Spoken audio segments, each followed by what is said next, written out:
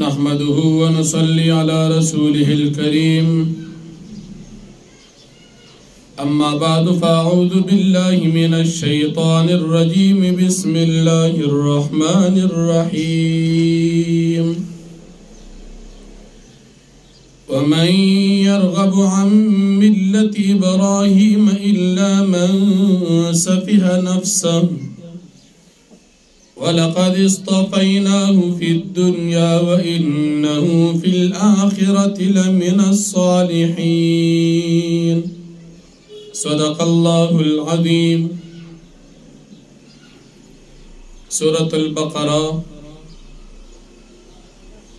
اول پارا یوسل دیرش نمبر آیت دی پمخ کی رکو کی تعمیر د بیت اللہ شریف بیان شو، د ابراہیم علیہ السلام فضائل بیان شو، د ابراہیم علیہ السلام دعاگان بیان شو. اس پدی رکو کی اللہ پاک فرمائی چه دغا پیغمبر د ملت نا اعراض کون کی ناپوی دی. د نبی کریم صلی اللہ علیہ وسلم نباد فمخلوقات کی د ټولنا افضل او اچت مقام د حضرت ابراہیم علیہ السلام دی. او ابراہیم علیہ السلام ذکر دل تزک اوشو چی ابراہیم علیہ السلام یو داسی جلیل القدر پیغمبرو چی یہودیانو عیسیانو مشرکانو مسلمانانو ٹولو دا ابراہیم علیہ السلام منو. نو اللہ رب العالمین اول دا ابراہیم علیہ السلام فضیلت بیان کو اس فرمائی چه دا دمر فضیلت او دا مرتبی او دا اچت مقام خاون داغو دا طریقینا اعراض کول دا عقل من انسان کار ندی. زکا ابراہیم علیہ السلام دا اللہ رب العالمین یا خاص محبوب پیغمبر تیر شوی دی. نبی کریم صلی اللہ علیہ وسلم دا ټول پیغمبرانو اوچت پیغمبر دی او دا نبی کریم صلی اللہ علیہ وسلم نباد اوچت پیغمبر ابراہیم علیہ السلام دی. اللہ رب العالمین فرمائی چی دا طریقہ او ملت پر خودل دا بے وقوف انسان کا دی. سفیح اغا انسان توی چی پخپل گٹا تاوان نپویگی، کم انسان چی عقل مند بھی ناغا پدی فیگی چی ابراہیم علیہ السلام دا اللہ خوخو دا غو عقیدہ دا توحید و دی بہم عقیدہ دا توحید اختیار کی دا غو طریقات اللہ پاک دا بندگی و چی کم انسان ابراہیم علیہ السلام منین دا ابراہیم علیہ السلام پر طریقہ دا اللہ پاک بندگی کی داغت طریقہ دا سلامتیاوا دا زان سپارلو دا دنوا چکم انسان ابراہیم علیہ السلام خوخی او دا دعوکی چی ابراہیم علیہ السلام زمانگا پیغمبرو دا انسان با دا ابراہیم علیہ السلام پشان اللہ پاک تزان سپاری. بیاد یہودیانو یو دروغ وینا چاگا ابراہیم علیہ السلام او یعقوب علیہ السلام ذکر کئی چی دادوالا نعوذ باللہ پا دین یہودیت باندو. نو اللہ پاک فرمائی چی ابراہیم علیہ السلام دا پا یہودیت باندنو بلکہ دا پا دین اسلام باندو. زکا یہودیت دا موسیٰ علیہ السلام دین توئی او موسیٰ علیہ السلام خود ابراہیم علیہ السلام نے دیر پستر آغل دی. نو یہودیت پاغا وقت کی انا نو دا یہودیانو دا خپلزان دا پارا دا دعوا دا دروغ دا. یہودیانو بھی یعقوب علیہ السلام چی کل وفات کے دو نو خلقو اخپلو بچوتے و وسیعتو کو چی تاسو بزمان آباد پا یہودیت باندے پاتی کی گئی. اللہ پاک داغی تردید ذکر کی ظالمانو دروغ وائی. یعقوب علیہ السلام د خپل وفات کېدو په وخت کې خپل بچی راغون کړل او د بچو نه تپوسو کو اے بچو زما د وفات نه بعد به تاسو د چا عبادت کوئ نو ټولو بچو په شریکه باندې وی چې موږ بستا خپل ستا د پلارانو چې ابراهیم علیہ السلام اسماعیل علیہ السلام اسحاق علیہ السلام دی چې هغوی د کوم یو ذات عبادت کړی دی چې رب العالمین دی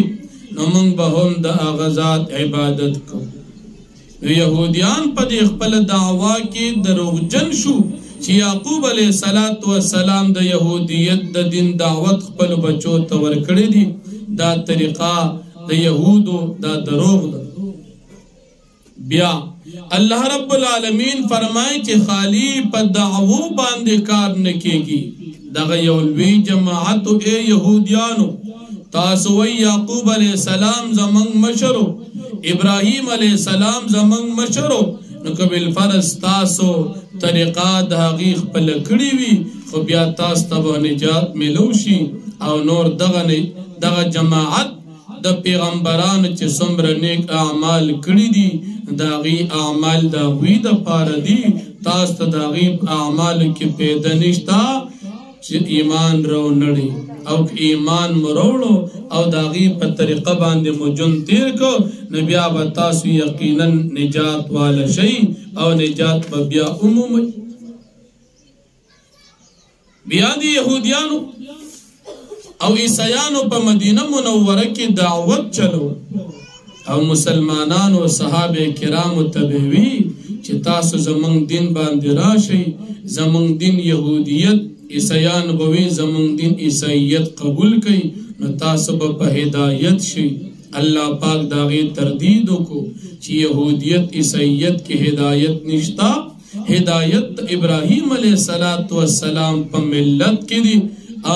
ابراهیم علیہ السلام په طریقه کې دی ابراهیم علیہ السلام چې کومه طریقه اختیار کړې وه هغه طریقه د مشرکانو نه وه تاسو یهودیان عزیر علیہ السلام د الله زوی منئ عیسی علیہ السلام عیسیان د الله زوی منئ مشرکان د مکې فرشتې د الله پاک لوریانې منئ نو په دې خبره کې تاسو مشرکان یئ دروغجن یی چې هدایت دعوا د یهودیت عیسیت د پاره کوي بلکې هدایت الله پاک په دین اسلام او د ابراهیم علیہ السلام په ملت کې خو دی په هر شریعت کې درې خبرې وي یو داغي اصول او عقاید وي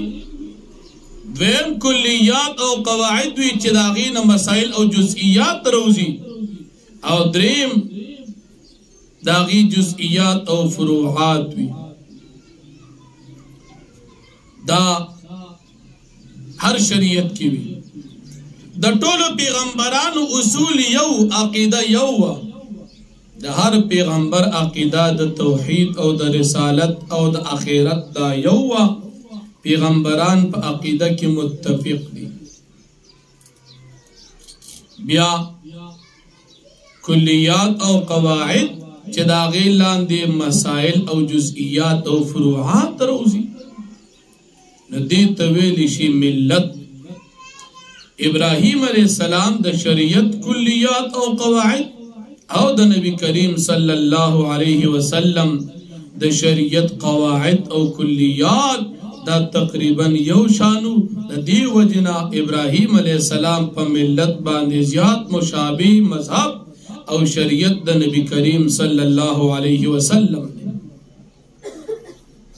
او دریم نمبر جزئیات او فروع دی دا د کلیات نروز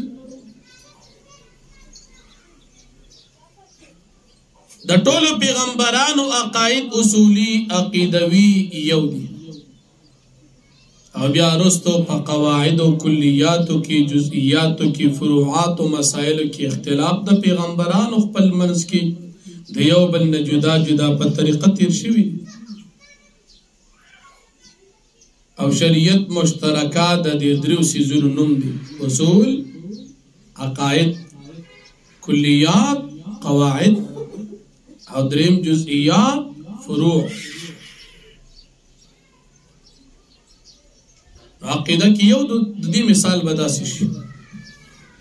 مذاهب اربعه دي.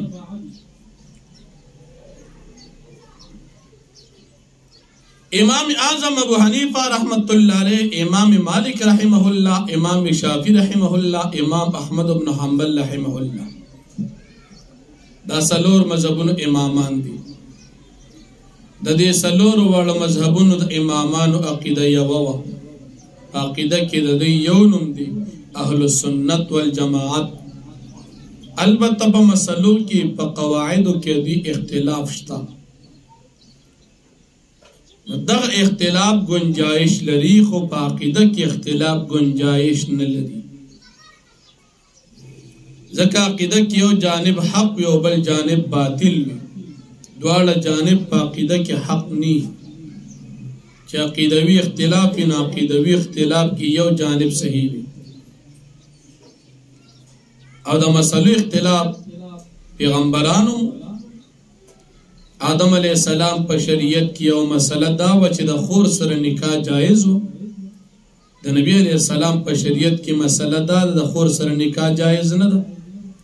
دا مسلو اختلاف د پیغمبرانو په شریعتونو کې مو.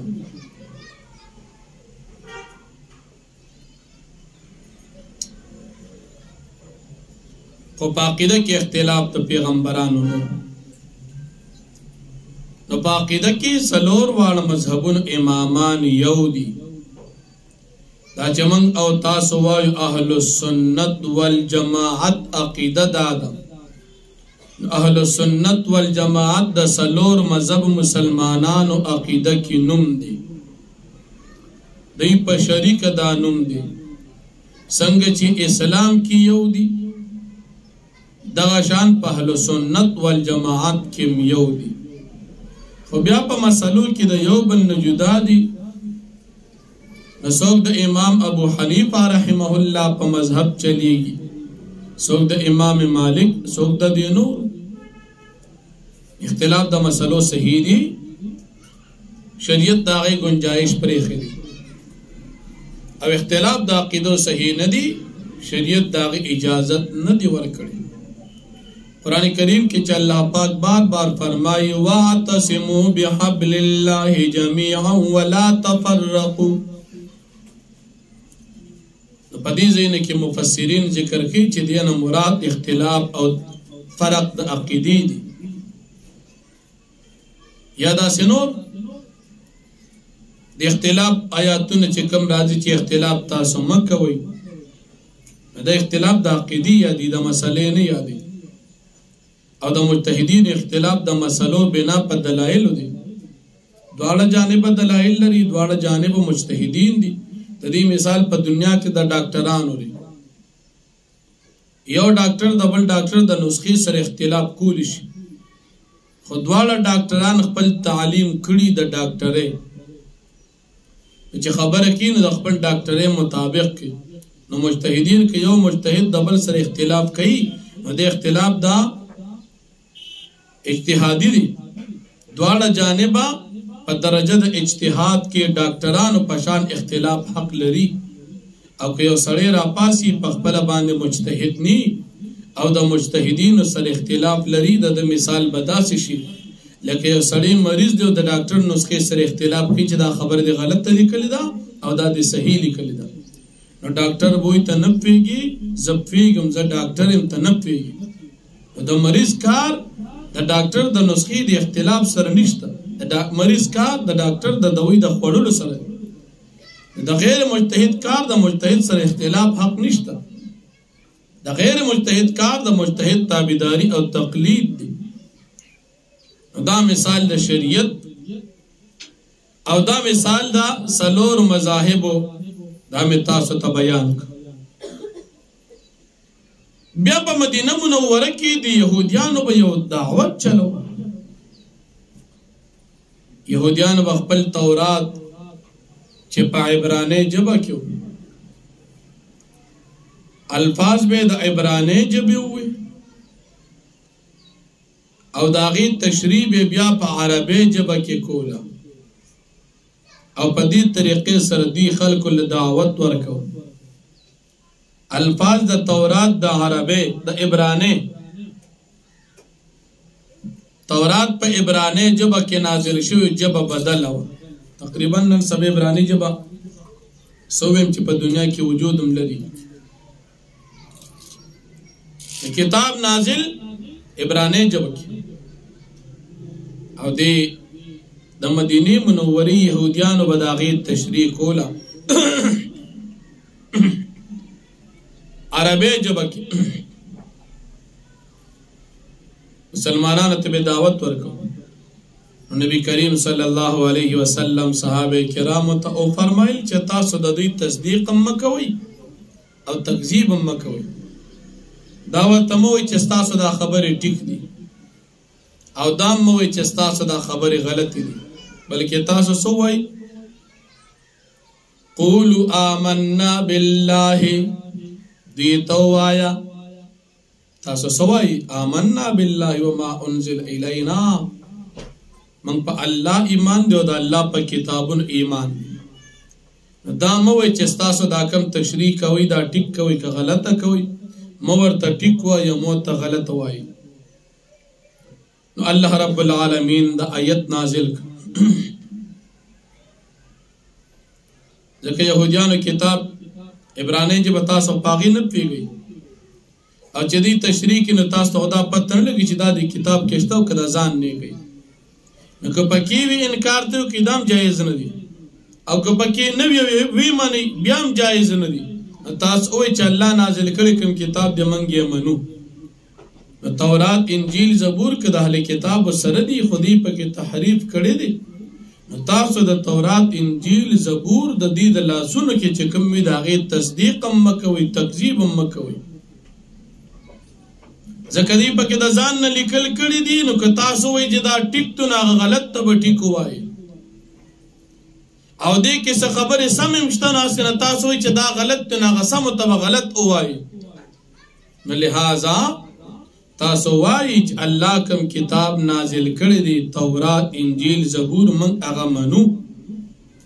خو موږ فرق نه کوو په دې کې د هیڅ یو پیغمبران هم ټول منو او کتابونه هم ټول منو اهل کتابو یهودیان عیسیانو په شان نه کوو چې بعضې پیغمبران هغوی منل او بعضې نه منل بعضې کتابونه منل او بعضې نه منل نه موږ ټول کتابونه منو آسمانی کتابونه چې الله څومره نازل کړي د هغه ټولو باندې زموږ ایمان دی البته عمل به په کوم باندې کوو نو عمل به صرف په قرآن باندې کوو ځکه مخکنو کتابونو وخت تیر شوی دی منسوخ شوی دی نو په هغې باندې عمل کول اوس نشته لکه مثال دکاندار سره د 50 روپو نوټ دی نو خلکو ته ښودی شي چې دا نوټ پخوانی ما سره دی لیکن پاغي باندې دکان کې سودا نه کیږي ځکه دا غي وخت تیر شوی دی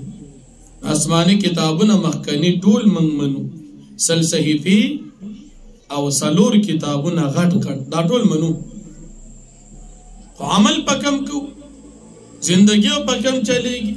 کامیابی پکم ملاوي هغه صرف په قران باندې ولی هغه نور دا نور وخت تیر شوی دی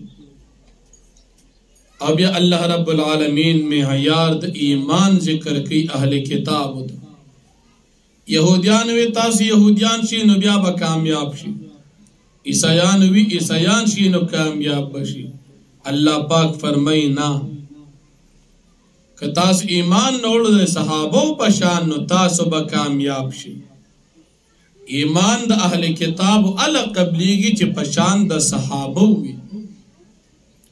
نو مخکې هم دا مسله تفصیلا مدلل ذکر شوی چې صحابه معیار د ایمان دی یو سړی خپل ایمان ګوري چې زما ایمان ټیک دی او که غلط دی نو صحابه ته به ګوري اوس دلته بیا د دغې مسلې دلیل ذکر کیږي چې صحابه معیار د ایمان دی صحابه چاته وایي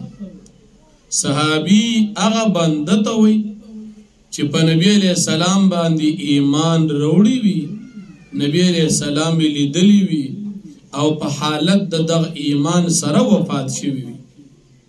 ناغې ته صحابی وی او چې صحابي لیدلی وي په حالت د ایمان کې او په دغه ایمان سره دا بنده وفات شي نو هغې ته تابعي وي. نو صحابه موږ ټول منو، ټول صحابه د پیغمبر علیه السلام شاګردانو، رښتونی او پاک خلق. الله فرمایي که تاسو اهل کتاب کله ایمان روړئ نو پشان د صحابو به ایمان روړئ. نو صحابه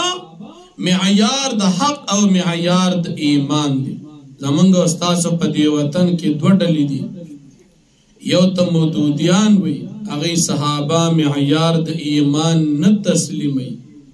او دویم شیعګان دي، هغې صحابه مسلمانان نه تسلیموي. دا دواړه د اهل سنت د نجات جماعت نه خارج دي. بیا شیعګان خو لږ ډېر تیر سوي دي نو د ایمان نم خارج دي، او مودودیان ایمان کې دن نه دي خو په اهل سنت کې داخل نه دي. یو جماعت بلم دي چې هغې ته وهابیان غیر مقلدین و نو هغې هم د صحابو خبرې ډېرې نه تسلیموي، خو بیا هم ظاهرا وی موږ صحابه منو، اگر چې اصول خپل دوه یادي قرآن حدیث، خو صحابو پسې نه ځي. نو که کله د صحابي او عمل راشي دی بیا وایي موږ دا نه کوو، ولې؟ وایي دا خو صحابي کړی دی. نو قرآن کې الله فرمایي چې ستاسو کامیابي الله ده چې د صحابو په شان ایمان راوړئ. نو چې په ایمان کې د صحابو تابعداري قبلیږي نو په عمل کې د صحابو تابعداري په طریق اولا سره قبلیږي. او بیا الله پاک فرمایي که چېرې ایمان راونړو نو پیغمبر علیہ السلام استا د پاره الله کافی دی او مغه شان اوشل. يهوديان چې ایمان نه ونړو الله پاک دغه يهوديان هلاک کړ. بني قریظه د يهوديان په مدینه منوره کې غټه ډله و، ورسته به ان شاء الله راشي، هغه الله پاک هلاک کړ. بنو نذیر د يهوديان غټه ډله و، هغه د مدینه منوره نه اوشړل شو، جلاوطن کړی شو، الله پاک ته مدینه منوره خالی کړ. د يهوديان غټ غټ سردارانو مسلمانانو صحابه کرام هغه مردار کړل، الله پاک د نبی علیہ السلام امداد وکړ. دې ځکه یو لفظ راځي فسيكفيكهم الله، دا غ لفظ دی چې حضرت عثمان ابن عفان رضی الله عنه کله شهید کېدو نو داغه د شهادت هغه ویني د قرآن د تلاوت په وخت کې په دې لفظ باندې پریوتی وي. خوارجو شهید کړو، ظالمانو فاسقانو فاجرانو هغه چې کله شهید کو نو د وینې د بدن مبارک په دې لفظ فسيكفيكهم الله په دې باندې هغه پریوتی. او بیا د عیسایانو یو غلط رواج ذکر کیږي. عیسایانو کې چې کله ماشوم پیدا شي ناغي ولزیل شربت وکي او باغ شربت کې ویلام وي نو بیا دوی وی سارا نصرانیین حقا اوسم عیسائی شو. الله فرمای په دې رنگونو کار نه کیږي، اصل رنگ د دین دی، که د دین د الله رنگ پچا ولګيږي نو حضرت بلال رضی الله عنه سړی ته الله پاک په دنیا کې د جنت خوش خبرې ورکړي، او چې د دین رنگ په نه لګېدلی نو د ابو لهب په شان سور سپین سړی ته الله پاک جنت جهنم زیر په دنیا کې ورکړي. نو رنگ د دین دی. که انسان هر رنگ وي په دنیاوی رنگ سره کمزوري ولینی، په دنیاوی اسباب سره کمزوري ولینی، خو چې دین ورته الله پاک ورکی او د دین رنگ په اوخیږي نو دا سړی حقیقت کې کامیاب شو. نو د عیسایانو دا رواج چې ماشوم په ځل شربت کې لامبي دا بیزای شو، سوار نصرانیین حقا دا رنگ ورکول دا غلط شو. او بل الله پاک فرمای چې تاسو د الله پاک د دین رنگ حاصل کړئ. نو که د دین رنگ مو حاصل کو، د پیغمبر علیہ السلام د طریقې رنگ مو حاصل کو، د قرآن کریم رنگ مو حاصل کو نو تاسو به کامیاب شئ. او که حاصل مو نکو نو دنیا او آخرت کې ناکامی ده.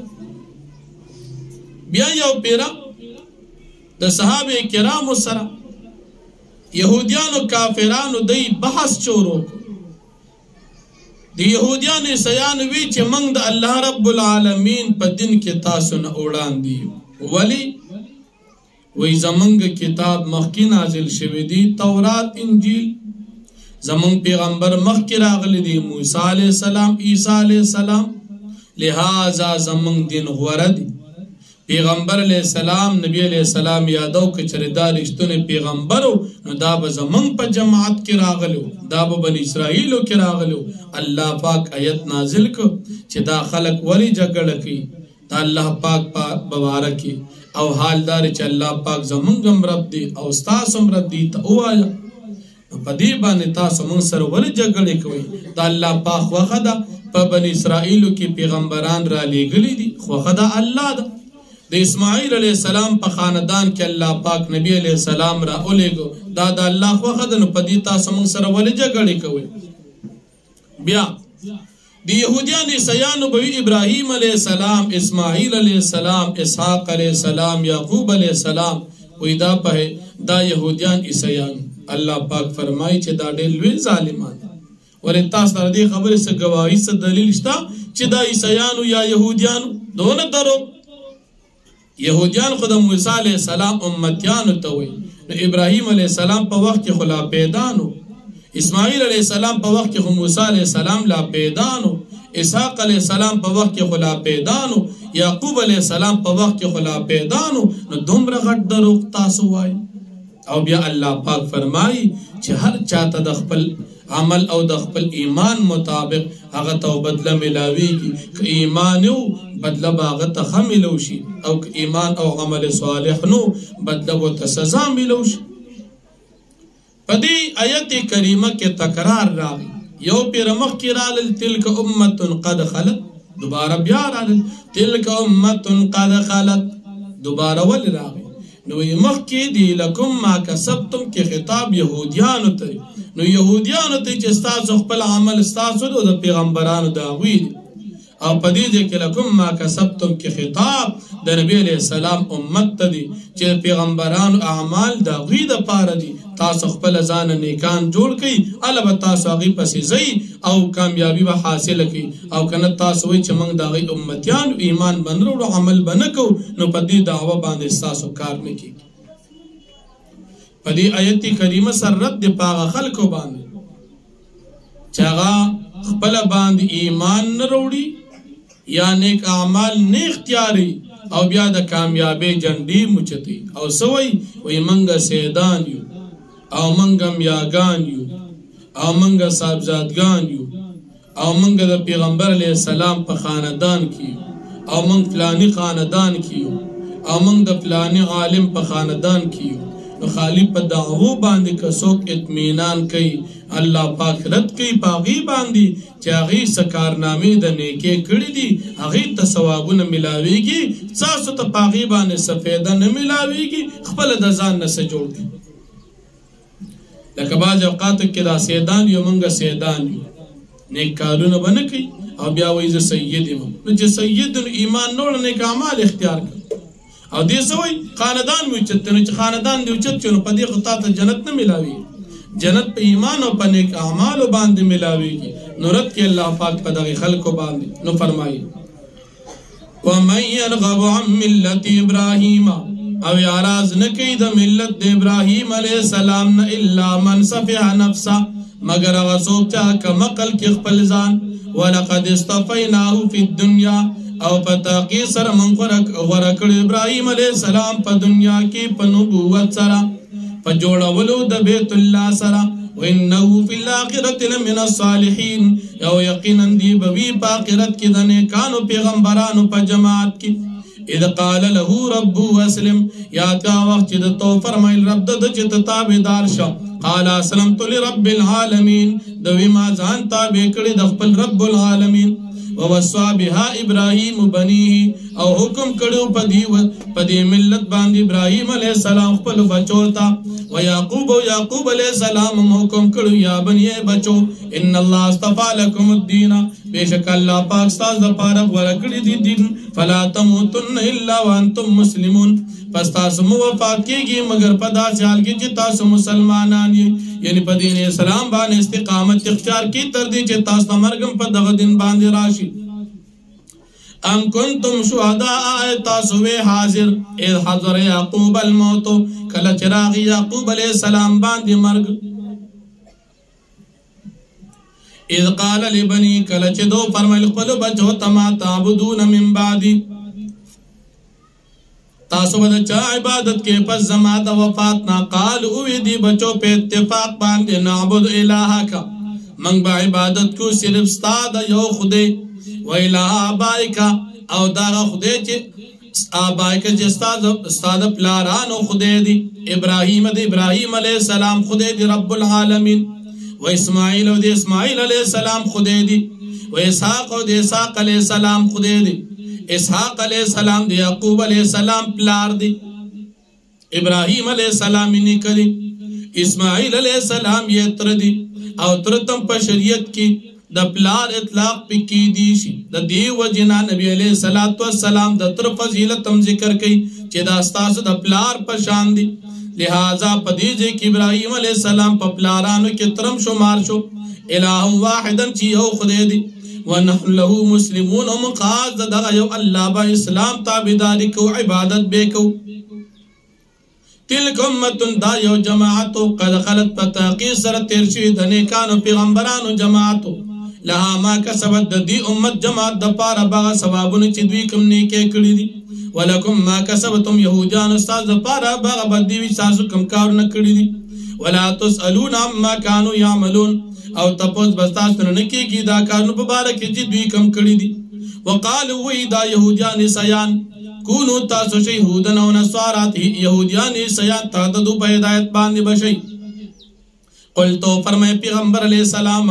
بل ملت ابراہیم حنیفہ بلکہ منگا تابداری کو دی ابراہیم علیہ السلام چے سراسر ہدایت دی وما کان من المشرکین اونو ابراہیم علیہ السلام دا مشرکانونا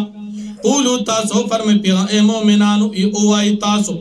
آمنا باللہ من ایمان نوڑی پا صرف یو اللہ پاک باندی وما پاک کتاب باند انزل الینا چنازل شی منگتا قرآن وما انزل الہ ابراہیم پاگل صحیفو باند چنازل شی ابراہیم علیہ السلام باند و اسماعیل پاگل وحی چنازل شی اسماعیل علیہ السلام تے ساق علیہ السلام یعقوب علیہ السلام تا والازبات اولاد یعقوب علیہ السلام تا وما اوتی موسیٰ پا کتاب باندې چې ورکړی شو موسی علیہ السلام ته تورات و عیسی علیہ السلام ته ورکړی شو انجیل وما اوتی النبیون من ربهم او پا صحیفو باندې هغه وحی باندې چې ورکړی شو پیغمبران ته د خپل رب د طرفنا لا نفرق بین احد منهم من اس فرق نه کو په مابین د یو د دوی کې چې په بازي باندې ایمان نوړو بازي نه منو لکه يهوديان سيانو نه من ټول پیغمبران منو ونحن له مسلمون من خاض یو اللہ پاک تابداریو فین آمنو بمثل ما آمنتم به کچر ایمان نوڑ دی یہودیانو بمثل ما آمنتم پشاند ایمان ستاسے مسلمانانو اے صحابو به پدی دن باندی پدی اللہ پاک باندی فقد احتدو پس دی بپیدایت باندی شی نو د ایمان به ال قبلی کې چې تاسو صحابه پشان ایمان وروړي وین تولو کچر دی اعراض کو ایمان نا فانما هم فی شقاق پس یقینا دوی دی په اختلاف کې فسيكفيكهم الله فزرد چلا پاک بکافی شستاد پارا د دوی د تکلیف نه د بچ کې دو د پارا وهو السميع العليم د الله پاک اوریدون کې او فیضات کې سبغت الله من رنگیو پرنگ دا اللہ پاک دا دین ومن احسن من اللہ او سوک درجات خیستا دا دین دا اللہ پاک نار سبغتن پرنگ کی ونحن له عابدون او من قاض یو اللہ پاک عبادت کو قل تو فرمائی پیغمبر علیہ السلام اتحاجوننا فی اللہ آیتا سمنگ سر جگڑ کی دا اللہ پاک پبارکی وهو ربنا وربکم حال دار چی دا زمنگم رب دی استاسم رب دی ولنا اعمالنا ولکم اعمالکم او زمان دا پار زمان عمل استاز دا پار استاز عمال لی ونحن له مخلصون من قاض اللہ پاک اخلاص کے ان کی تابداریو پخپل دنوں پا عمل کے اخلاص مندیو ام تقولون ان ابراہیم آیتا سوئے یہودیان سیانو چی بیشک ابراہیم علیہ السلام اسماعیل علیہ السلام اسحاق علیہ السلام یعقوب علیہ السلام الاسباط و اولاد دوی کانو دوی ہودن یہودیان او نصارہ عیسیان تاسو داوئی قلتو فرمائے انتم اعلم ام اللہ آیتا سخبیگی کہ اللہ پاک خبیگی اللہ پاک فرمائے چی یہودیان عیسیان نو او تاسوی چی یہودیان عیسیان او آیتا سخبیگی کہ اللہ پاک پیگی یقین اللہ پاک پیگی دی ظالمان نپیگی ومن ازلم ممن کتم شہادتا عنده من اللہ او څوک د ډېر لوی ظالم دا هغه چا نه چې هغه پټ کي ګواهي چې د سړي په نزد د الله عنده د سړي من الله د الله پاک نه